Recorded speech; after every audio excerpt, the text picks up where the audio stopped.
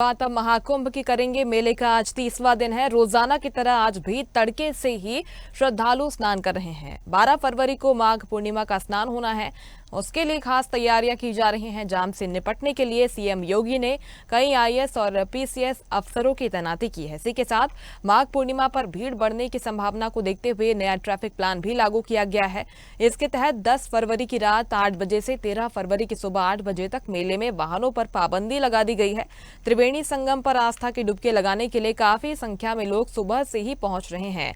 कल माघ पूर्णिमा का स्नान भी है। भीड़ से फिर हालात न बिगड़े, इसके लिए मुख्यमंत्री योगी आदित्यनाथ ने अधिकारियों को अलर्ट किया है। सोमवार की शाम को ही एसटीएफ चीफ अमिताभ यश को विमान से प्रयागराज भेजा गया। इसके अलावा 50 से अधिक अफसरों की तैनाती की गई है। मुख्यमंत्री योगी आदित्यनाथ ने वीडियो कॉन्फ्रेंसिंग के जरिए इंतजामों की समीक्षा बैठक की। प्रयागराज में चल रहे महाकुंभ के मद्देनजर यातायात पुलिस ने नया ट्रैफिक प्लान लागू किया है। माघी पूर्णिमा स्नान पर्व को ध्यान में रखते हुए प्रशासन ने 10 फरवरी की रात 8 बजे से 13 फरवरी की सुबह 8 बजे तक आम वाहनों के प्रवेश पर रोक लगा दी है। पुलिस कमिश्नर प्रयागराज के निर्देश के अनुसार केवल प्रशासनिक और चिकित्सीय वाहनों को मेला क्षेत्र में प्रवेश की अनुमति होगी। श्रद्धालुओं को अपने वाहन निर्धारित 36 पार्किंग स्थलों पर खड़े करने होंगे और वहां से पैदल यात्रा करनी होगी। और चलिए, हमारे साथ सहयोगी राघवेंद्र मिश्रा प्रयागराज से जुड़ गए हैं, सीधे उनका रुख कर लेते हैं। राघवेंद्र, जो लक्ष्य रखा गया था और ये संभावना थी कि 45 करोड़ श्रद्धालु पहुंचेंगे संगम में स्नान के लिए, लगभग करीब पहुंच गया है आंकड़ा। अब माघी पूर्णिमा स्नान जो होना है, विशेष पर्व है, इसको लेकर क्या कुछ तैयारियां, जाम की वजह से लोग परेशान न हो, क्या खास इंतजाम अब किए जा रहे हैं?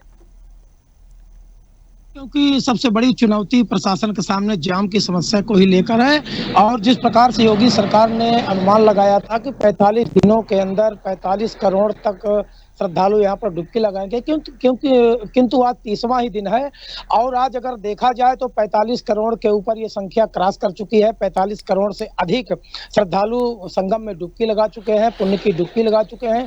तो अपने आप में एक बहुत बड़ा कीर्तिमान है, क्योंकि अभी 15 दिन शेष हैं। 15 दिनों के अंदर कई करोड़ श्रद्धालु संगम में डुबकी लगाएंगे। तो सबसे बड़ी चुनौती यहाँ पर यातायात प्रबंध को लेकर है।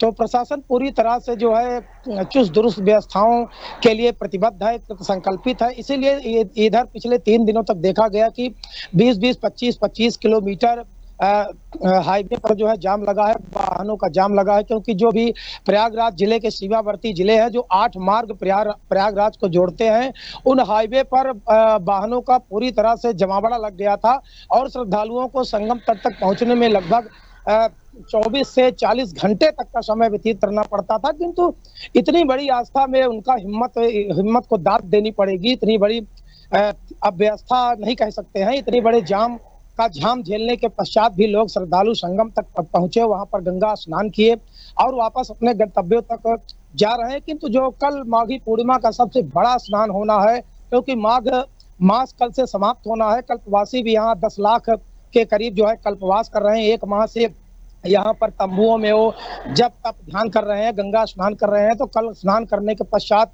उनका भी अपने घरों के लिए लौटना होगा। तो इसके लिए यातायात प्रबंध पूरी तरह से चुस्त दुरुस्त कर लिया गया है, क्योंकि 36 पार्किंग स्थल पहले से बनाए गए थे माघ मास प्रारंभ होने से पहले, महाकुंभ प्रारंभ होने से पहले, जहां पर गाड़ियों को पार करके लोग पैदल ही संगम तक जाते थे। किंतु गाड़ियों की भारी भीड़ को देखते हुए प्रशासन ने अन्य जगहों पर भी पार्किंग की अतिरिक्त व्यवस्थाएं किया है। क्योंकि 5 किलोमीटर के रेंज में जो 36 पार्क बनाए गए थे, वो पूरी तरह से खचाखच भरे हुए हैं।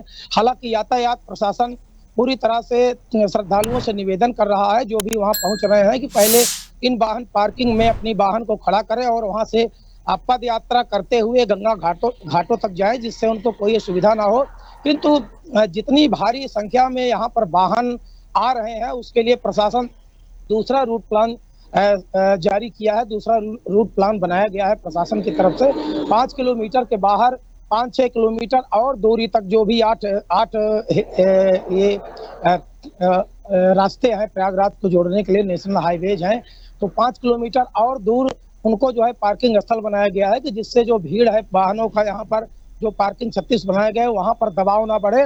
और जैसे जैसे ये वाहन पार्किंग खाली होंगे, उस प्रकार से उनको अंदर आने की अनुमति दी जाएगी। तो कल एक बड़ा स्नान है, माघी पूर्णिमा का स्नान है।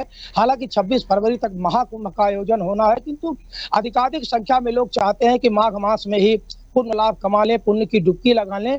इसी क्रम में लगातार 1 करोड़ के ज्यादा लोग स्नान कर रहे हैं। 3-4 दिनों में ऐसा माना जाता था कि जिस प्रकार से पौष पूर्णिमा के दिन 1 करोड़ 74 लाख लोगों ने संगम में डुबकी लगाई, फिर मकर संक्रांति में 3.5 करोड़ लोगों ने डुबकी लगाई, उसके पश्चात मौनी अमावस्या के दिन 8 करोड़ श्रद्धालुओं ने डुबकी लगाई, और तत्पश्चात जो बसंत पंचमी थी 2 करोड़ 54 लाख श्रद्धालुओं ने संगम में डुबकी लगाई थी। तो प्रशासन ये मान रहा था कि 3 अमृत स्नान बीतने के पश्चात केवल माघी पूर्णिमा के दिन श्रद्धालुओं का आगमन होगा, बड़ी संख्या में होगा, किंतु बसंत पंचमी के पश्चात ही 1 करोड़ 1.5 करोड़ 1 करोड़ 74 लाख, जो कि पिक डे नहीं था, जो कि पर्व डे नहीं था, श्रद्धालुओं का लगातार आगमन हो रहा है। 1 करोड़ के ऊपर लोग लगातार पुण्य की डुबकी लगा रहे हैं, और कल भी प्रशासन का अनुमान है कि 3 से 4 करोड़ श्रद्धालु पुण्य की डुबकी लगाएंगे, और अगले 26 फरवरी तक 50 करोड़ के ऊपर ही आंकड़ा जो है ढक जाएगा, जो अपने आप में कीर्तिमान है। तो पूरी व्यवस्थाएं चुस्त दुरुस्त हैं, यातायात प्रबंधन को लेकर, भीड़ प्रबंधन को लेकर, और संगम घाटों पे स्नान को लेकर। लोग सुबह से ब्रह्म मुहूर्त से ही पहुंच रहे हैं कल की डुबकी लगाने के लिए, और पुलिस प्रशासन चप्पे चप्पे पर निगाह बनाए हुए है। एकल मार्ग निर्धारित किया गया है। जीटी जवाहर रोड से जो भी श्रद्धालु आएंगे, जीटी जवाहर रोड से सीधे काली मार्ग से संगम तट तक जाएंगे, और स्नान करने के पश्चात उनको त्रिवेणी मार्ग से वापस कराया जाएगा। जी बिल्कुल, जो करोड़ों श्रद्धालु पहुंच रहे हैं, महाकुंभ में किसी तरह की दिक्कत ना हो, इसके लिए अब प्रशासन मुस्तैद है। बहुत शुक्रिया आपका तमाम जानकारी के लिए राघवेंद्र। लेटेस्ट खबरों के लिए लाइक, फॉलो और यूट्यूब पर सब्सक्राइब करें, बेल आइकन दबाएं, साथ ही विजिट करें swedishlive.com पर।